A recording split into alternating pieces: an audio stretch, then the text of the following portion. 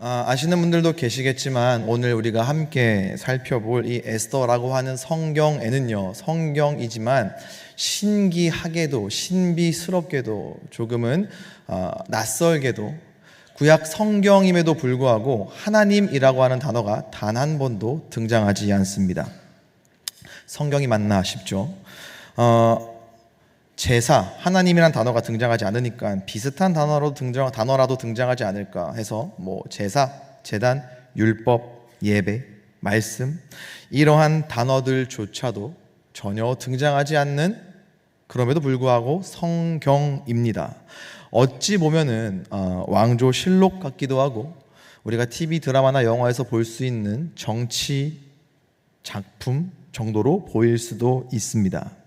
하지만 에스더서 말씀을 한 장 한 장, 아니 한 절 한 절 읽고 묵상할수록 우리는 각 절, 각 글자마다 이 하나님의 지문이 아주 진하게 찍혀 있고 묻어 있다는 것을 발견할 수가 있습니다. 하나님의 섭리가 그만큼 뚜렷하게 보이는 성경, 다른 성경들과 비교했을 때 그 어느 성경에 못지않게 하나님의 일하심, 하나님의 섭리가 너무나도 여실히 드러나는 성경이 바로 에스더서입니다. 마치 우리의 인생과 비슷한 것 같습니다. 우리 삶 가운데도요, 하나님은 눈에 보이시지 아니하시죠. 그래서 때로는 하나님이 정말 계시는 것일까, 내가 매 주일 예배 자리 가운데 나아가 하나님을 아버지라 부르며 예배하는 것이 괜찮은 걸까라는 의구심이 들지만 가만히 돌아보면은, 그리고 가만히 생각해서 머물러서 우리의 삶을 들여다보면은 하나님 아니고서는 설명이 되지 않는 그러한 삶의 모양들, 하나님께서 분명히 일하셨다라고 밖에 고백할 수 없는 그러한 사건들을 통해서 눈에 보이지 않지만 그럼에도 불구하고 분명히 살아계신 하나님을 우리가 고백할 수밖에 없는 것처럼 에스더서 역시나 하나님이라는 단어는 등장하지 않지만 하나님이 일하셨다라는 말 말고는 설명할 수 없는 수많은 일들이 일어나기 때문에 마치 우리의 인생과 같고, 그래서 말씀을 묵상할 때마다 그러한 하나님의 일하심을 더 사모할 수밖에 없게끔 만드는 게 이 에스더서 성경의 매력인 것 같습니다. 오늘 함께 볼 본문은요, 그 에스더서 3장입니다. 3장의 이야기를 조금 쉽게 이해하기 위해서는 그 앞에 있는 1장과 2장의 이야기를 간략하게 알아야 되겠죠. 자, 에스더서의 배경은요, 페르시아 왕국, 성경에서는 바사라고 기록을 하는데요, 이 바사 제국이 바벨론을 정벌하고 근동 전역에 패권을 잡은 때였습니다. 당시 이 에스더서 당시 페르시아의 왕은 앞서 읽었던 것처럼 아하수에로 왕이었습니다. 이 아하수에로는 페르시아의 기반을 닦은 다리우스 1세 왕의 아들이었어요. 자, 우리가 아는 것처럼 이스라엘 백성들은 과거에 하나님께 불순종으로 말미암아 바벨론에 의해 멸망하고 포로로 끌려갔죠. 하지만 그 후에 바벨론이라고 하는 나라가 이 바사 페르시아 제국의 고레스 대왕에 의해서 멸망을 당하게 됩니다.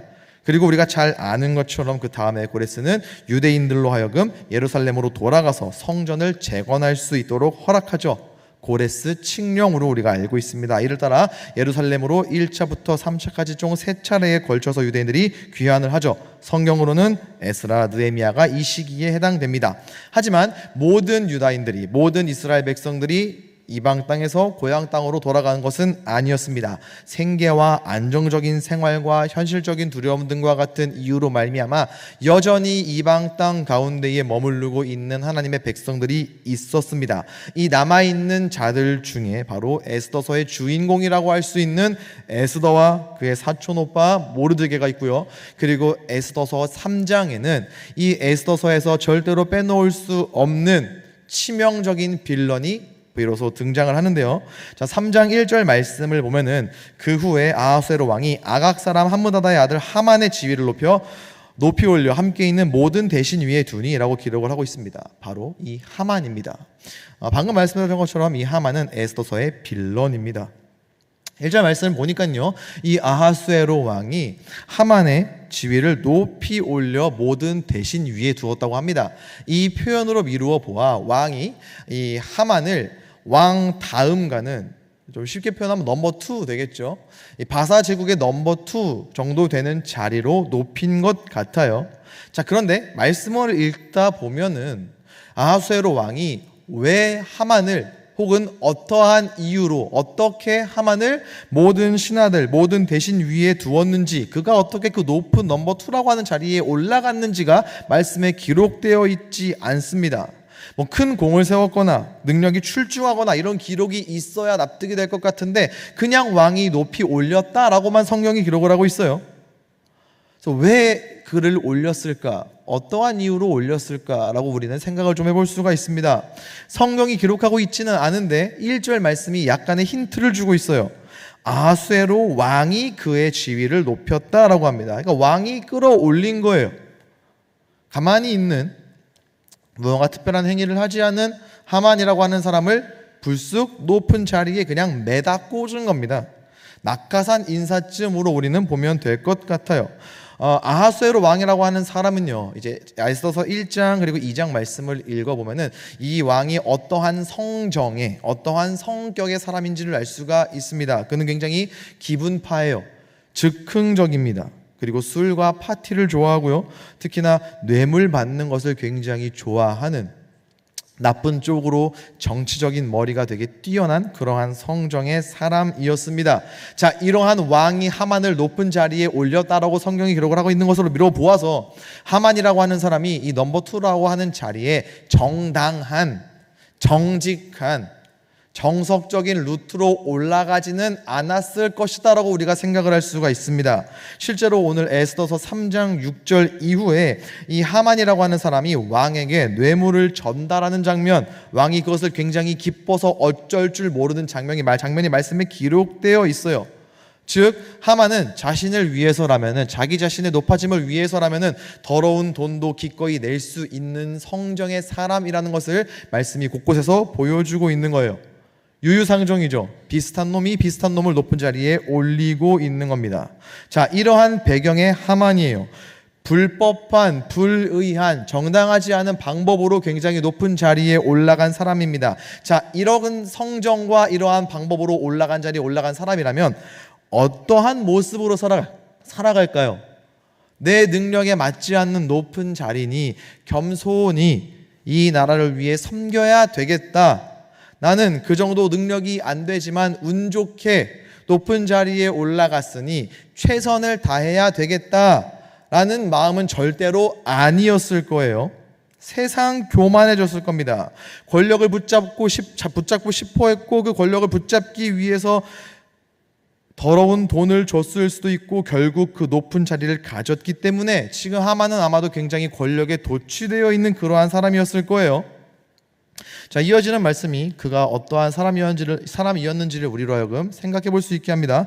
자, 3장 2절 말씀을 보면은요, 대궐문에 있는 왕의 모든 신하들이 다 왕의 명령대로 하만에게 꿇어 절하되 라고 2절의 말씀에 기록을 하고 있어요. 자, 왕이 시킨 겁니다. 이 하만이라고 하는 자가 이 나라에서 나 다음이니까 너희들 얘 볼 때마다 꿇어 절해야 한다 라고 시킨 거예요. 자, 왜 이런 걸 시켰을까요? 이러한 모든 신하들로 하여금 절을 받게 해주고 싶은 만큼 하만이 왕에게 무언가를 주지 않았을까라고 우리는 생각해 볼 수가 있겠죠. 큰 돈을 줬거나 아니면 왕의 기분이 한껏 좋게끔 무언가를 열심히 했기 때문에 이 사람으로 하여금 모든 이 신하들이 절하게끔 만들어주지 않았을까 우리는 생각을 할 수가 있습니다. 자, 이러한 배경 가운데에서 인사를 매번 받으니까요, 얼마나 교만해졌겠어요. 그냥 지나만 가면 모든 신하들이 꿇어 절하는 거예요. 겸손해지는 게 아니라 권력에 도취되어 있었기 때문에 굉장히 교만해졌을 겁니다. 그런데 여기서 하나의 사건이 발생을 해요. 3장 2절 뒷부분을 보면은 모르드게는 꿇지도 아니하고 절하지도 아니하니, 이 모르드게가 유일하게, 다른 모든 신하들은 하만에게 절을 꿇어 절하는데 이 모르드게라고 하는 사람만 유독 절을 하지 않는 겁니다. 이게 하만의 입장에서는요, 있을 수 없는 일이에요. 감히 왕이 나를 높였는데, 어렵게 올라간 것도 아니고 왕이, 이 나라의 최고 넘버 1이 나를 매다 꽂았는데 저 성문지기 주제에 감히 나에게 꿇어 절하지 않는단 말인가. 아마 모르드게의 마음이, 심기가 굉장히 모르드게 아니죠, 하만이죠. 하만의 이 심기가, 외국 이름이다 보니까 잠깐 바꿔서 이야기할 수도 있습니다. 혹시 틀리면은 틀렸다고 이렇게 사인을 좀 주시면 좋을 것 같아요. 다시 갈게요. 하만의 심기가 굉장히 불쾌하고 기분 나빴을 겁니다. 자, 이어지는 3절, 4절 말씀 한번 우리 다 같이 읽어보면 좋을 것 같은데요. 함께 읽겠습니다. 시작.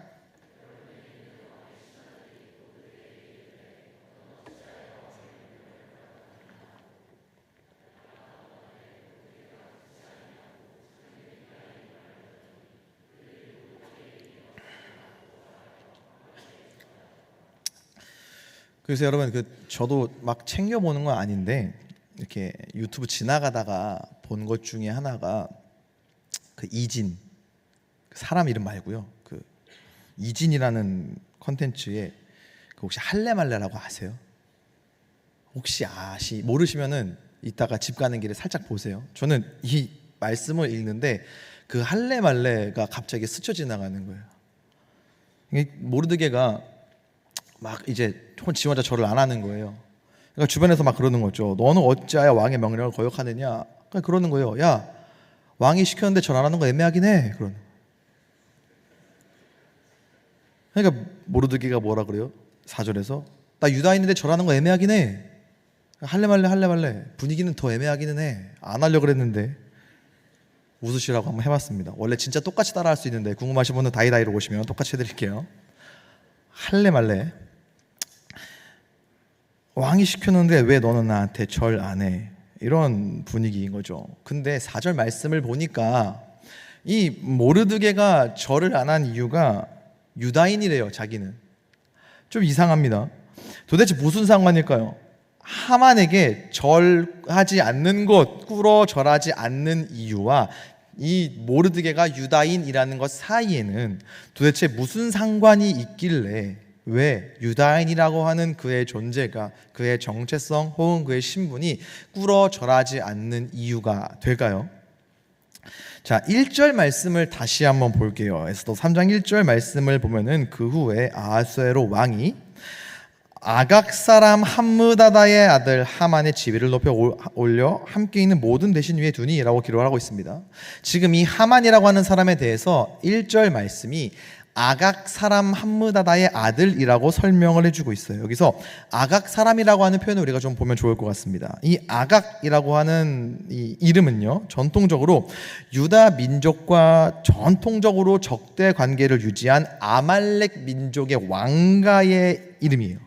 왕가의 이름이고 실제로 아말렉 족속의 왕의 이름, 왕들 중에서도 이 아각이라고 하는 이름이 있었습니다. 아말렉 족속 아마 여러분들 기억하실 거예요. 출애굽한 이스라엘 백성들이 가나안 여정을 시작하는 르비딘 광야에서 공격을 받았어요. 이때 공격한 족속이 바로 아말렉이었습니다. 이들이 어떻게 공격했습니까? 이스라엘의 뒤쪽을 노려가지고 피곤한 지친 노인들, 연약한 여자와 어린아이들을 공격해가지고 사륙한 족속이 바로 이 아말렉이었어요. 그래서 하나님께서는 이 이스라엘 백성들에게 아말렉의 죄를 잊지 않으시고 이들을 반드시 징벌할 것을 명령하셨고, 그 후에 한참 시간이 지난 다음에 이스라엘의 첫 왕이었던 사울에게 가장 먼저 이 아말렉을 진멸하라고 명령하셨어요. 근데 우리가 잘 아는 것처럼 사울은 하나님의 말씀에 순종하지 않았죠. 아말렉의 왕 아각, 여기서 아각이 또 나와요. 아각을 비롯한 일부를 살려두었습니다. 그래서 선지자 사무엘이 사울을 대신해서 아각 왕을 죽였어요. 하지만 그 후손의 일부가 살아남았습니다. 아마도 사울 왕이 몰래 뇌물을 받고 이들을 살려준 것 같아요. 하만은 바로 이 아말렉 왕족인 아각의 자손이었던 거예요. 자, 이제 조금 왜 모르드게가 하만에게 절하지 않았는지 조금씩 이해가 가실 겁니다.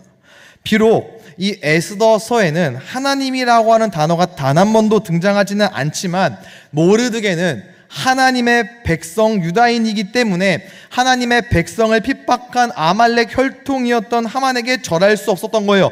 이걸 이렇게 표현해 보겠습니다. 모르드게는요, 아말렉을 진멸하라는 하나님의 명령에 순종하는 차원에서 절하지 않았다. 다시요, 모르드게는 아말렉을 진멸하라는 하나님의 명령에 순종하는 차원에서 그에게 절하지 않았다. 다시 한번 말씀드립니다. 에스더서에는요, 하나님이라는 단어는 절대로 등장하지 않아요. 대신 에스더서는 이 하만에 대해서 아각 사람이라고 하는 표현으로 소개를 하고, 그 아각 사람에게 절하지 아니하는 모르드게의 입술을 통해서 나는 유다인이라고 하는 이 신앙 고백으로 말미암아 그가, 모르드게가 하나님을 믿는 사람이었음을, 신앙인이었음을, 신앙의 사람이었음을, 하나님의 백성이었고 그가 자신이 하나님의 백성이라는 것을 알고 있었고, 그 신분과 그 존재에 대해서 자부심을 갖고 있었다는 것을 말씀이 지금 보여주고 있는 거예요. 추가적으로 에스더서 2장 5절 말씀을 보면은 도선 수상의 한 유다인이 있으니 이름은 모르드게라. 그는 베냐민 자손이니 라고 하면서 이 모르드게를 소개하고 있어요. 모르드게는 베냐민 지파 사람입니다. 앞서 아말렉을 진멸하라고 했던 하나님의 명령을 수행하지 않았던 사울 왕 역시나 베냐민 자손이었어요. 그러니까 모르드게가 하만에게 절하지 않은 것은 단순히 이 시대에 있었던 감정적인 싸움, 그냥 저 말도 안 되는 이유로 높아진 하만이라고 하는 작자의 꼬라지가 너무 보기 불쾌하고 기분 나빠서 한 사람이 절하지 않았던 감정적인 싸움과 사건이 아니라 민족적, 그리고 나아가서는 영적 전쟁의 연장선이었다라고 하는 거예요. 자, 이게 왜 영적인 전쟁의 연장선이 될 수 있는지 하만에 이어지는 반응을 보면 알 수가 있는데요. 자, 에스더 3장 5절부터 6절 말씀을 보면은 하만이 모르드게가 무릎을 꿇지도 아니하고 절하지도 아니함을 보고 매우 노하더니, 화가 났어요. 다른 신하들은, 다른 부하들은 다 자신에게 무릎 꿇어 절하는데 유독 이 녀석만 아주 목이 곧은 모습으로 절하지 않으니까 화가 잔뜩 난 겁니다. 그래서 어떻게 해요? 6절에 그들이, 주변에 있는 사람들이 모르드게의 민족을 하만에게 알림으로, 그 사람은 유다인이래요, 쟤는 유다인이라서 절을 안 하는 거래요 라고 알려준 겁니다. 하만이 그래서 이 말을 듣고 뭐라고 해요? 모르드게만 죽이는 것이 부족하다고 생각하고 아수에로의 온 나라에 있는, 바사제국 온 나라에 있는 유다인 곧 모르드게의 민족을 다 멸하고자 하노라 기록을 해요. 자, 지금 이 하만은요, 자신에게 절하지 않은 이 모르드게에게 화가 나 있어요. 그런데 그가 유다인, 하나님의 백성이라는 사실을 들었습니다. 그랬더니 그 화의 대상이 모르드게에게만 머물러 있는 것이 아니라 동일한 하나님의 백성인 모든 유다 사람들에게로 향하게 되는 겁니다. 이 화의 대상이, 범위가 하나님의 전체 백성으로 확장되고 있는 거예요. 자신을 무시하고 모욕감을 준다라고 생각했던 모르드게를 넘어서 하나님 백성을 향한 뿌리 깊은 증오를 지금 6절 말씀에서 보여주고 있는 겁니다. 자, 이 싸움이요, 거슬러 올라가 보면은 하만과 모르드게의 싸움으로 보이지만 거슬러 올라가 보면은 사울 왕과 아말렉의 싸움이었고, 그 위로는 출애굽한 이스라엘 백성들을 향한 아말렉의 공격이었고, 한 번 더 위로 올라가면은 창세기 3장 15절까지 거슬러 올라가서 뱀의 후손과 여자의 후손 사이의 싸움까지 간다라고 하는 거예요. 즉 지금 이 모르드게와 하만의 이 갈등은, 이 긴장은 왜 인사 안 하냐, 인사시켰는데 인사하라고 하는데 왜 절하지 않냐의 싸움이 아니라 하나님의 구원 역사를 끊으려고 하는 사탄의 집요한 공격이, 창세기부터 시작됐던 그 집요한 공격이 에스더서까지 이어져 내려온 거예요. 에스더서까지만 이어졌겠습니까? 아니죠. 오늘날, 지금 이 순간, 지금 이 시간, 예수 그리스도를 믿는 믿음으로 구원받아 하나님을 아버지라 부르는 우리들, 이 예배 자리 가운데 나아온 우리들에게도 이어져 있겠구나라고 우리는 말씀을 통해서 얼마든지 생각할 수가 있죠. 맞습니다. 이 영적인 전쟁과 싸움은요, 에스더까지만 이어진 게 아니라 에스더를 지나서 구약을 통과해서 신약을 지나서 오늘날 우리들에게도 이어져고 가고 있는, 우리들에게도 이어지고 있는 영적인 싸움의 모습이라고 하는 거예요. 그러니까요, 오늘날 우리의 삶에도요, 이 하만과도 같은 존재, 혹은 하만이라고 하는 이 고유 명사로 소개하고 해석하고 표현할 수 있는 어떠한 상황과 환경과 시간들이 우리 인생 가운데에도 얼마든지 찾아올 수 있다라는 겁니다. 유독 나를 힘들게 하는 사람, 그로 말미암아 내가 얻게 되는 부당한 대우, 조직 안에서의 불공평한 평가, 타협을 강요하는 구조, 혹은 건강에 문제가 생기거나 경제적인 어려움에 처하거나 관계가 깨질 수도 있겠죠. 일일이 다 말할 수 없지만 이렇게 설명을 해보겠습니다. 성도라면, 하나님의 백성이라면, 하나님의 자녀라면 인생에 하만과도 같은 존재 하나쯤은 있을 수 있다.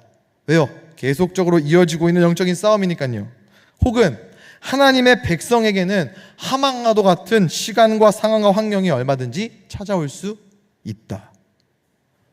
단순히 하만과 모르드게의 감정적인 싸움이 아니니까요. 창세기까지 거슬러 올라가 그 근원을 확인할 수 있는 영적인 전쟁이고, 오늘날 우리도 하나님의 백성이라면, 하나님을 아버지라 부른다면 어둠의 권세는 그런 우리를, 하나님을 아버지라 부르는 우리를 그냥 두려고 하지 않으니까요. 지금 이 시간에도, 지금 이 순간에도 하나님의 자녀를 공격하기 위해 수단과 방법을 가리지 않으니까요. 그렇기 때문에 우리 인생 가운데에도 하만과도 같은 존재, 하만으로 표현할 수 있는 그 모든 시간과 상황과 환경들이 얼마든지 찾아올 수 있다라고 하는 겁니다. 물론 우리 모두는요, 이 하만을 피하고 싶죠. 없었으면 하죠. 이해합니다. 공감해요. 저 역시나 제 인생 가운데, 제 삶 가운데에 하만과도 같은 이런 존재가 없었으면 좋겠고요. 하만, 이 두 글자로 설명할 수 있는 상황과 환경이 제 인생 가운데에 없기를 저 또한 바라요. 솔직한 심정입니다. 목사이지만 동시에 연약한 한 사람이고 인간이기 때문에 저 역시나 제 인생에 하만이 찾아올까 봐 두렵기도 합니다. 하만과도 같은 상황 가운데 놓일까 봐 걱정되기도 합니다. 그리고 무엇보다 이 자리 가운데 함께 예배하고 있는 사랑하는 우리 청년들 인생 가운데에 하만과도 같은 사람이 없기를, 하만 같은 사람이 찾아오지 않기를, 여러분들이 하만 같은 존재가 되지 않기를, 그리고 하만과도 같은 그런 상황 환경에 여러분들이 놓이지 않기를 그 누구보다 진심으로 바라고 그렇게 기도하고 있습니다. 여러분을 끈질기게 괴롭히는 사람, 존재 자체를 불편해하고 공격하는 상황, 피하고 싶은 위기와 어려움, 이런 것들이 사랑하는 우리 청년들의 인생 가운데에서 그냥 싹 비켜가기를, 스쳐 지나가는 것도 싫어요. 근처에 오는 것도 싫습니다. 그냥 저 멀리서 지나가기를 저는 정말 바라고 그렇게 기도하기도 해요. 하지만 오늘 말씀은 그럴 수 없다는 것을 저에게 알려주고 있더라고요. 방금 이야기한 것처럼 어둠의 권세는, 사탄은 하나님의 백성을 그냥 안 두니까요. 하나님의 백성인 우리를 흔들고 좌절시키고 낙담시키려고 어떻게든 공격하니까요. 이렇게 정리할 수 있을 것 같아요. 하나님의 백성, 하나님의 자녀라는 존재됨으로 우리 삶의 하만은 끊이지 않는다. 그러니까요, 여러분 인생 가운데 찾아온 하만과도 같은 존재, 하만과 같이 집요하게 나를 괴롭히는 상황과 환경들이 여러분의 어떠한 순간에 내렸던 결정이나 선택으로 인함이 아니라는 거예요.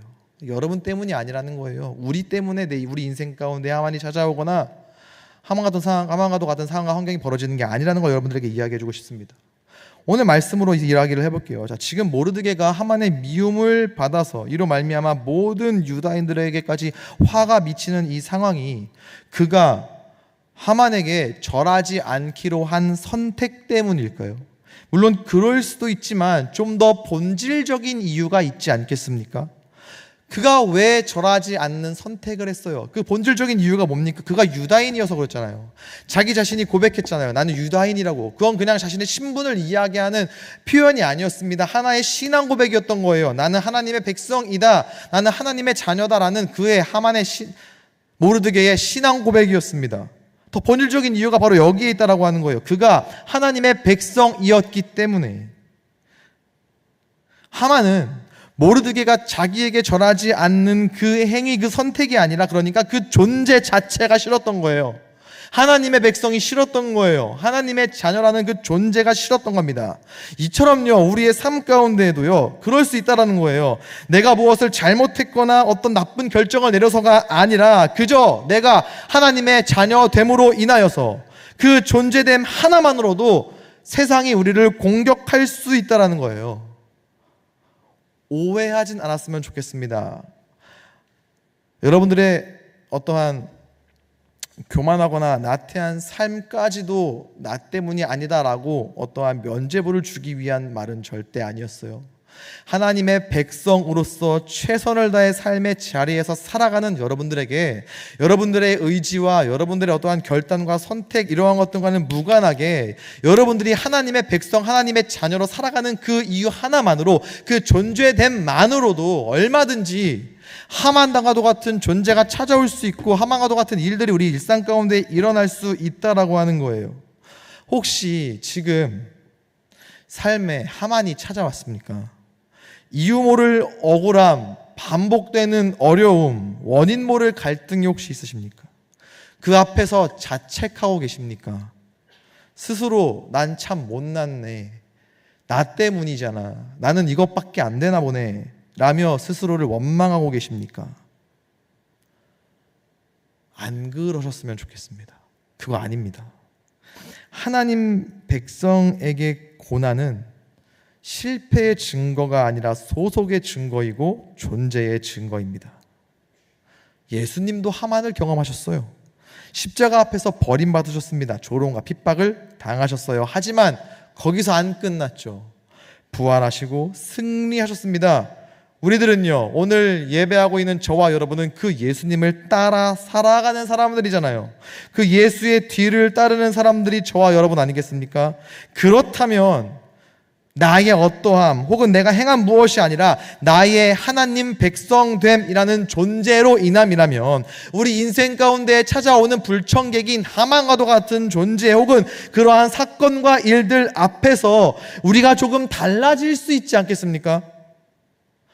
하만 앞에서, 하만과도 같은 존재나 혹은 상황과 환경 속에서 마냥 걱정하고 무너지는 걱정하는 자, 워리어가 아니라 다른 모습으로 그러한 존재들을, 그러한 상황과 환경 가운데에 우리가 다른 모습으로 있을 수 있지 않을까요?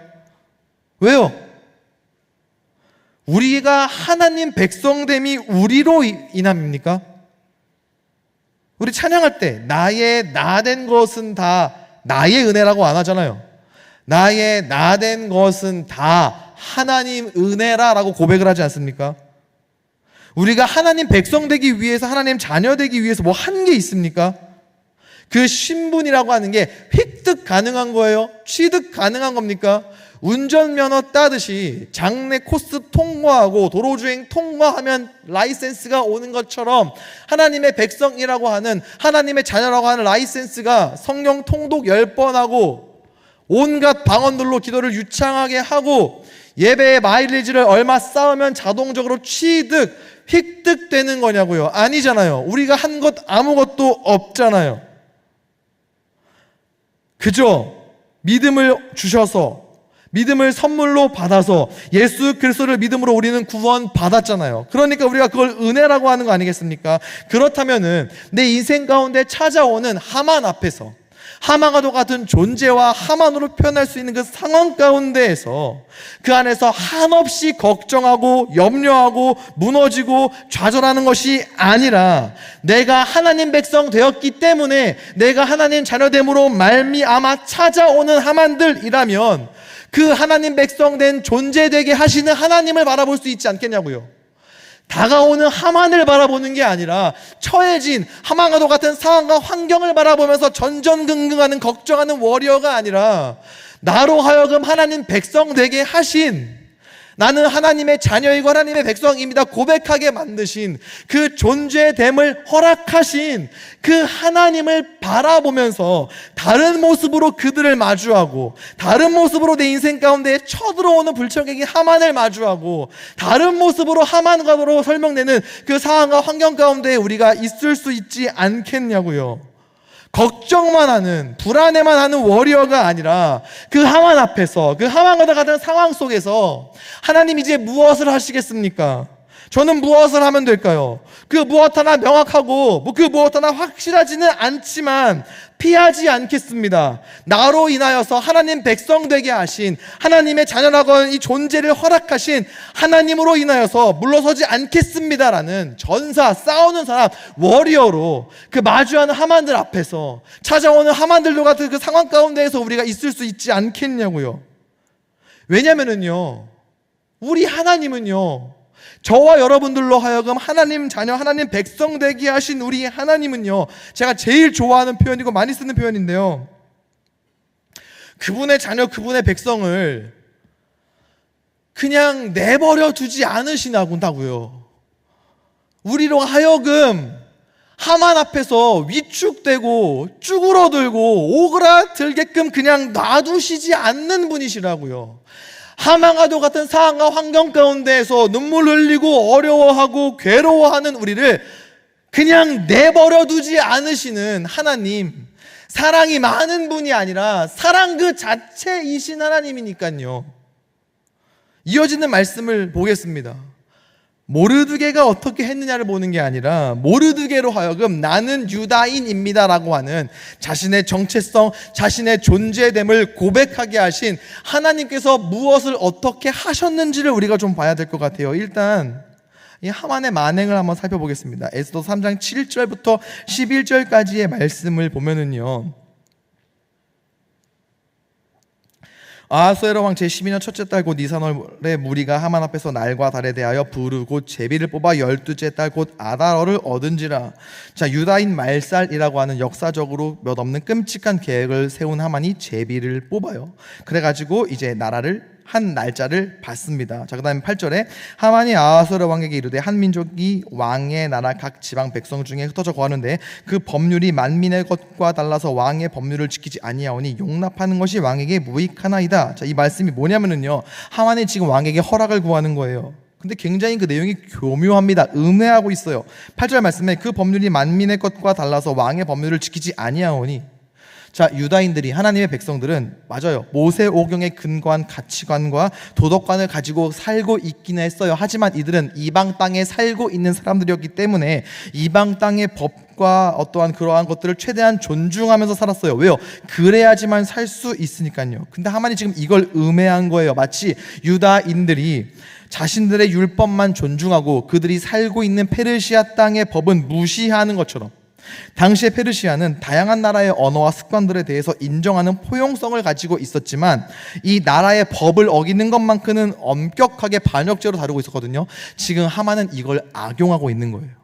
왕이시여, 이 나라 가운데 살고 있는, 당신의 나라에 살고 있는 저 이방인들이 지들의 법만 최고라고 여기고 왕의 법을 지키고 있지 않습니다라고 지금 8절 말씀이 그렇게 음해하고 곡해하고 있는 거예요. 그리고 9절에 왕이 옳게 여기시거든 조서를 내려 그들을 진멸하소서. 내가 은 1만 달란트를 왕의 일을 맡은 자의 손에 맡겨 왕의 금고에 드리리이다 하니, 돈으로 매수하는 겁니다. 은 1만 달란트를 드리겠사오니 조서를 좀 내려주세요. 하루에 모든 유다인들 싹 다 죽여버릴 수 있는 이것을 허락하는 조서 좀 내려주세요 라는 겁니다. 1만 달란트, 은 340톤이에요. 어마어마한 거죠. 그래서 어떻게 해요? 10절에 왕이 반지를 손에서 빼어 유다인의 대적 곧 아각 사람 함무다다의 아들 하만에게 주며, 왕이 신나가지고 허락한 겁니다. 반지를 빼서 줬다라고 하는 것은, 이 반지가 그때 당시에는 이제 국서에, 이 서류에 허락을 의미하는 도장으로 사용되었던 옥새예요. 그러니까 이걸 줬다는 건 뭐예요? 그냥 네 원대로 해, 허락한 겁니다. 그래가지고 13절부터 15절까지 이어지는 말씀을 보면은요, 이 일이 무섭게 진행되는 것을 볼 수가 있어요. 자, 이에 그 조서를 역졸에게 맡겨 왕의 각 지방에 보내는 12째 달 곧 아달월 30일 하루 동안에 모든 유다인을 젊은이 늙은이 어린이 여인들을 막론하고 죽이고 도륙하고 진멸하고 또 그 재산을 탈취하라 하였고, 이 명령을 각 지방에 전하기 위하여 조서의 초본을 모든 민족에게 선포하여 그날을 위하여 준비하게 하였더라. 역졸이 왕의 명령을 받들어 급히 나가매 그 조서가 도성 수산에도 반포되니 왕은 하만과 함께 앉아 마시되 수산성은 어지럽더라. 조서가 반포됩니다. 방금 말씀드렸지만 일의 흐름이 무섭습니다. 하만이 왕에게 가서 유다인 전멸을 제안하고 뇌물을 바치고 이걸 허락을 받아가지고 이 조서를 역졸들이 즉시 달려나가죠. 정말 빨라요. 나쁜 일은 꼭 빨라요. 왜요? 어둠의 권세가 뒤에서 역사하니까요. 계속 말씀드렸지만 지금 이것은 하만과 모르드게 개인의 감정 싸움이 아닙니다. 창세기에서부터 에스더까지, 그리고 오늘날에도 이어지고 있는 어둠의 권세의 모습이에요. 세상 권세를 움직여서 하나님의 백성들을 핍박하잖아요. 하나님의 백성을 쓰러뜨리기 위해서 온갖 술수를 다 씁니다. 심지어 15절 말씀에 이 난리 가운데에서도 하만과 아하수에로는 먹고 마시고 있어요. 여기까지가 하만의 만행입니다. 그리고 여기까지만 보면 하만이 이길 것 같아요. 싸울 수 없는 싸움처럼 보입니다. 그런데 하나님이 일하셨어요.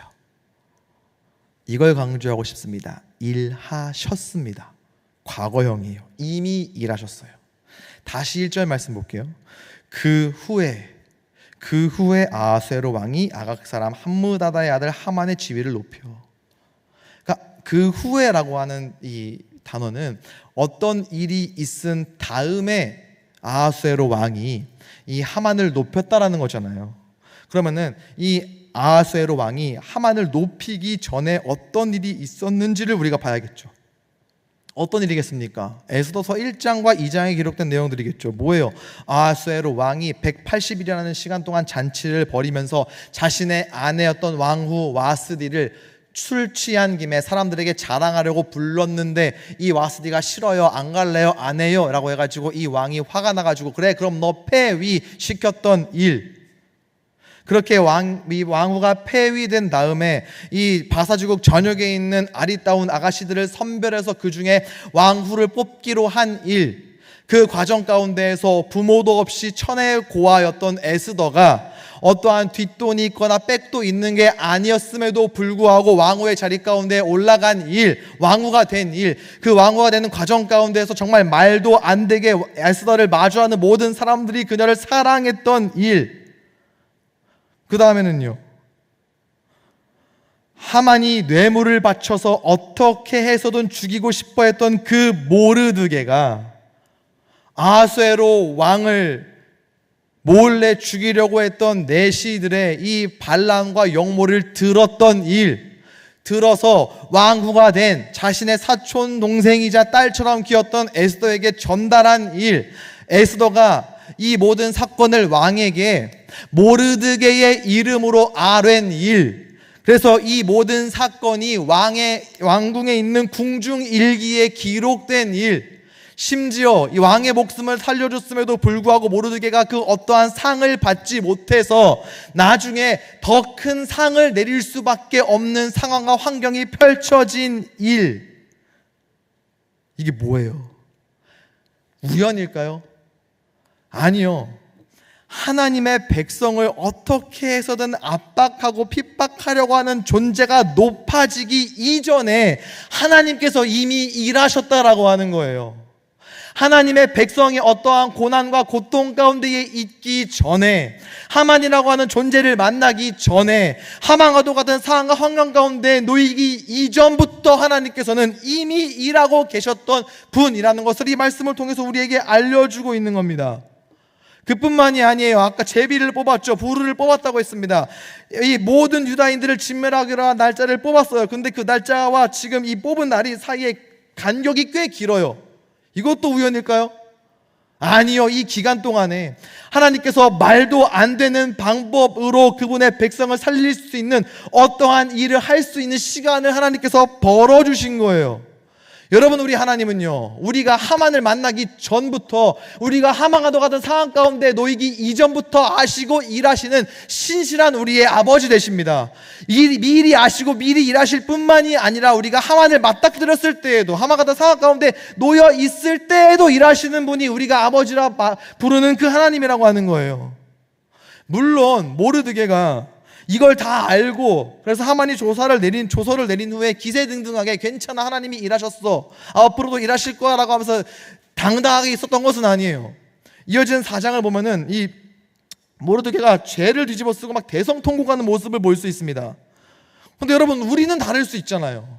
말씀을 통해서 하나님께서 이미 어떻게 일하셨는지를 보았고, 이 싸움이 어떠한 싸움인지를 알고 있고, 하나님께서 이 싸움 이전에, 그리고 싸움 중간에, 그리고 이후에도 어떻게 일하실지를 우리는 말씀을 통해서 이미 알고 있으니까, 알게 되었으니까 우리는 조금 다를 수 있지 않겠냐고요. 말씀을 통해서 하나님께서는 당신의 백성들 가운데, 그들의 인생 가운데 찾아오는 하만과 그들의 자녀들이 하만과 상황 가운데 처하기 이전부터 일하시는 분, 이전부터 다 알고 계시는 분, 그 중간 가운데에도 일하시고 그 이후로도 계속 그분의 백성들을 위하여서, 하나님의 백성, 하나님의 자녀라고 하는 이 존재됨을 허락하신 하나님께서는 그분의 백성을 위해 쉬지 아니하시고 끊임없이 일하시는 분이라는 것을 우리가 말씀을 통해서 알게 되었으니까요. 그러니까 우리가 하만 앞에서, 하만과도 같은 상황 가운데에서 좀 다르게 그것들을 바라보고 좀 다른 모습으로 있는 것을 하나님께서는 기뻐하시지 않겠냐고요. 여전히 하만 앞에서 움츠러들고 걱정하고 염려하는 게 아니라 이미 일하셨고 지금도 일하고 계시고 앞으로도 일하실 그 하나님을 신뢰하고 바라봄으로 말미암아 조금 다른 모습으로 우리가 살아가기를 원하시고, 그렇게 살아가는 것을 하나님께서 기뻐하시지 않겠습니까? 그렇게 살아가라고 말씀을 통해서 우리에게 주신 것 아닐까요? 마무리하겠습니다. 사랑하는 청년 여러분, 인생 사는 거 참 쉽지 않으시죠? 힘들죠. 남들에게는 참 쉬운 게 유독 나에게는 어려운 것들이 있죠. 이런저런 소리들로 시끄럽고 때로는 그것들이 성가시기도 하죠. 제가 감히 여러분들의 그러한 삶을 이해한다고 어떻게 이야기할 수 있겠습니까? 저는 그런 자격이 없습니다. 다만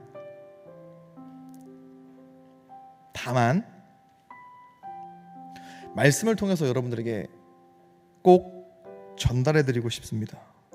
살면서 이해할 수 없는 일이 일어나도요, 낙심하지 않았으면 좋겠습니다. 하만과 같은 존재들이 찾아와서 괴롭히고 하만과도 같은 상황 가운데에 놓여 있어도 절대로 낙심하지 않으셨으면 좋겠습니다. 우리가 아버지라 부르는 하나님께서는요, 그 하만들보다 먼저 우리를 아시고 먼저 우리를 위해서 준비하시고 일하시는 아버지 되시기 때문입니다. 우리가 성도, 하나님의 백성, 하나님의 자녀 됨으로 인하여, 우리의 그 존재됨으로 인하여 악한 세력의 괴롭힘이라고 정리할 수 있는, 이해할 수 없는 일들이 우리 일상 가운데, 인생 가운데에 일어난다 하더라도, 그럼에도 우리 하나님은요, 우리를 그분의 자녀 되게 하신 우리 하나님은 저와 여러분을 절대로 결단코 그냥 내버려 두지 아니하시는 분이시니까요. 하나님께서는요, 우리 삶에 찾아오는, 일어나는 수많은 하만과도 같은 그러한 존재들과 그러한 상황들 가운데에 이해할 수 없는 하만과도 같은 그 일들 가운데에서 우리가 상상할 수 없었던 방법으로 일하실 수 있는 분이시고 그렇게 일하실 분이시니까요. 그러니까요, 마주하는 하만들 앞에서, 놓여진 하만과도 같은 상황 가운데에서 우리 스스로 섣불리 결론 내리지 않았으면 좋겠습니다. 내 삶 쉽지 않다고, 나만 어렵다고, 내 삶에는 유독 하만들이 많고 내 인생은 늘 하만이었다고 우리가 먼저 부정적으로 그렇게 우리의 삶을 정의 내리거나 결론 내리지 않았으면 좋겠습니다. 왜요? 우리 하나님께서는요, 그 하만이 우리 인생 가운데 찾아오기 이전부터 우리를 아셨어요. 그 이전부터 우리를 위해서 일하셨어요. 그리고 지금 이 순간에도 일하고 계십니다. 보이지 않는다고 해서 하나님 일하시지 않는 게 아니잖아요. 보이지 않아도 여전히 하나님의 손은 우리 인생 가운데에서 쉬지 않고 움직이시는 사랑의 손길이니까요. 멈추지 않고 있으니까요. 우리가 느끼지 못한다고 해서 하나님의 계획이 없는 게 아니잖아요.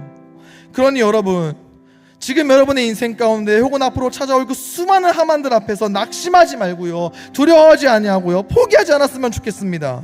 하나님께서 우리를 자녀 삼아 주신 것, 나를 백성으로 불러주신 것이 은혜라면은, 그것이 은혜라는 것을 우리가 아멘으로 받아들이고 믿는다면은, 그 은혜로 말미암아 지금 우리 인생 가운데 찾아온 하만과도 같은 고난도, 어려움도 결국은 하나님의 영광으로 바뀔 줄로 믿습니다. 그 하나님을 신뢰함으로 더 이상은 염려하는 자 아니라, 불안해하는 자 아니라, 무너지는 자 아니라, 쓰러지는 자 아니라, 그 하만들 앞에서, 하만과 하도 같은 상황 가운데에서 믿음으로 싸우는 자, 워리어, 믿음의 전사들, 사랑하는 더 사랑의 청년들의 삶의 모습이 될 수 있기를, 여러분들의 인생의 고백이 될 수 있기를 우리를 하나님의 백성 되게 하신, 하나님의 백성 되기 위하여 우리를 위해 피 흘리신 예수 그리스도의 이름으로 간절히 축원합니다. 우리 이 시간 함께 찬양할까요? 찬양의 가사가 이렇게 고백을 합니다. 나의 나 된 것은 다 하나님 은혜라. 우리가 하나님을 아버지라 부를 수 있는 건 하나님의 은혜입니다. 우리가 하나님의 백성 되었기 때문에 우리 인생 가운데 찾아오는 모든 어려움과 고난도 우리는 더 이상 두려워하지 않을 수 있는 것, 우리의 존재됨이 하나님의 은혜이기 때문에 하나님께서 반드시 일하실 것을 우리가 믿을 수 있기 때문에 이 찬양의 가사가 오늘 이 시간 가사로 끝나는 것이 아니라 평생 우리의 삶의 고백이요 모습이 될 수 있기를 간절히 원합니다. 우리 그러한 마음으로 이 찬양 하나님 앞에 올려드렸으면 좋겠습니다.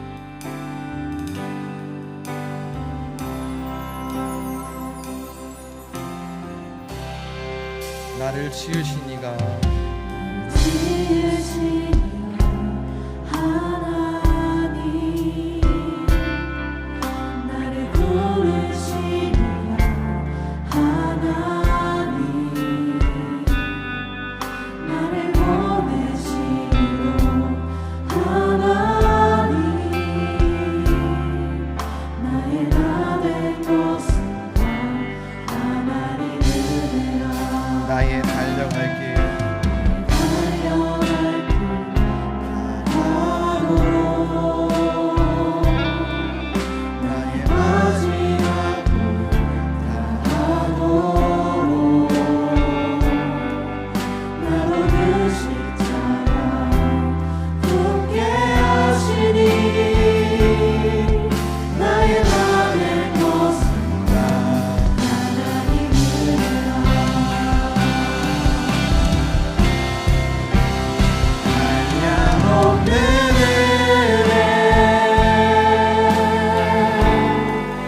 갚을 길 없는 은혜,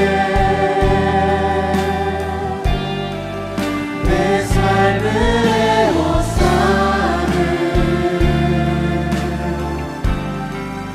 하나님의 은혜,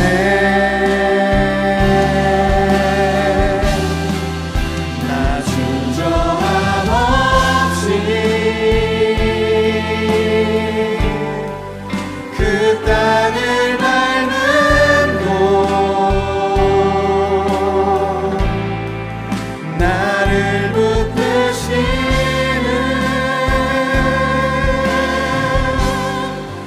하나님. 우리 한 번 더 하나님의 그 한량없는 은혜를 찬양하기를 소망합니다.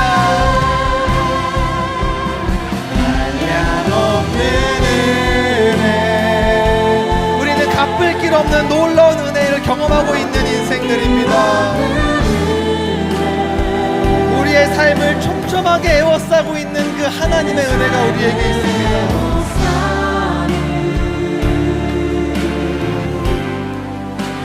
하나님의 은혜,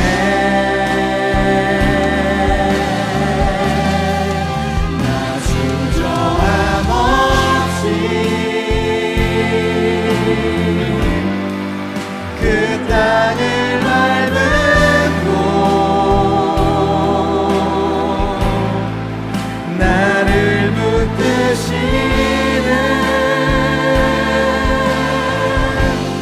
우리 한 번만 더 고백했으면 좋겠습니다. 한량없는 그 은혜를 하나님 감사합니다. 한량없는 은혜, 갚을 길 없는 은혜, 내 삶을 애워싸는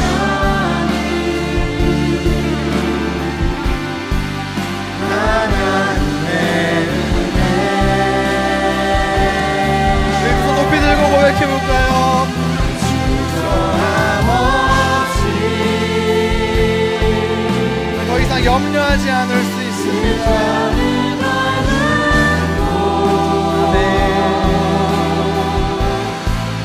나를 붙드시는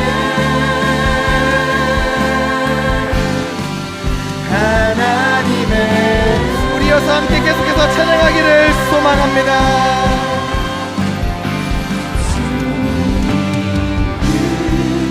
나라에 이를 때까지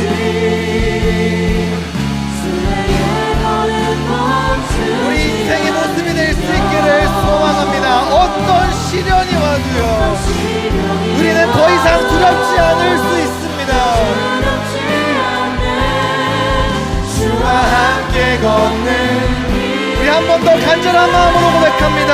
주님 그 나라에 이를 때까지 순례의 걸음 멈추지 않으며 어떤 시련이 와도 나 두렵지 않네 주와 함께 걷는 우리 마지막으로 결단하며 고백했으면 좋겠습니다. 나라에 이를 때까지 순례의 걸음 멈추지 않 여러분 어떤 시련이 와도 여러분들은 두렵지 않을 수 있는 사람들입니다. 시련이 와도 나 두렵지 않네 주와 함께 걷는 이 길을 우리 이 시간 함께 기도했으면 좋겠습니다. 하나님, 우리 인생 가운데 찾아오는 수많은 하만과도 같은 존재들, 하만과도 같은 그 상황과 환경 가운데에서 더 이상 염려하는 자로, 근심하는 자로, 두려워하는 자로, 포기하지 않는 자로 살아가기를 소망합니다. 이해할 수 없는 일 가운데 있다 할지라도 그 모든 것을 아시는 하나님께서 이미 그 이전에도 일하셨고 지금도 일하시고 앞으로도 일하실 것이기 때문에 주님, 더 이상 두려워하지 않겠습니다. 그 모든 문제들 앞에 움츠러들고 겁먹고 포기하는 것이 아니라 믿음으로 당당하게 맞설 수 있기를 원하오니 주님, 능력의 손으로 우리를 붙들어 주시옵소서. 하만과도 같은 상황과 환경 가운데에서 능력의 손으로, 사랑의 손으로 우리를 붙잡아 주시옵소서. 함께 기도하시겠습니다.